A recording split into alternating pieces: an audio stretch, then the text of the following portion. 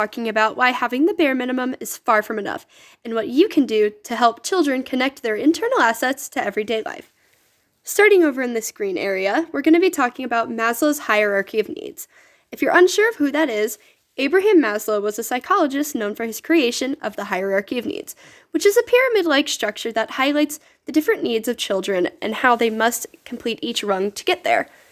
So, in talking about that, what I've written here is that to even reach an internal asset, let alone even develop it at all, children must meet their basic needs.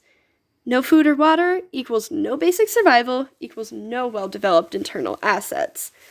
Children literally cannot survive without the basics, and so how are they expected to grow without them?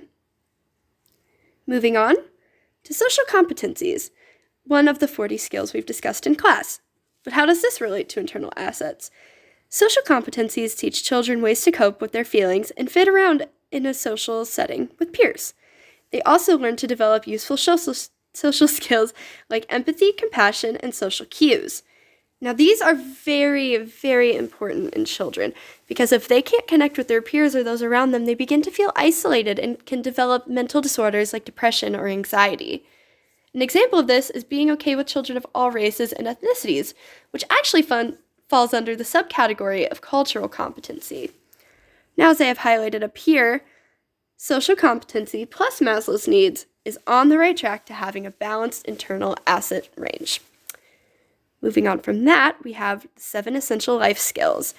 Ellen Galinsky's Mind in the Making highlights important aspects of child growth which may very much connect to the development of one's internal assets. And a quote that I really liked from this was, "Focus and self-control is maybe as important as an IQ." And what I interpreted this as was no focus equals no learning equals no well-developed internal assets. And like I've said before, without those assets, children are going to be very deprived of a good environment, both in their social life, home life, and overall just their developmental skills. So, how does it all connect? In order to truly develop useful internal assets, children must, 1, have their basic needs met, as the hierarchy of needs demonstrates. 2, learn what it is to be socially competent, so they may have a better chance at both academic and social success.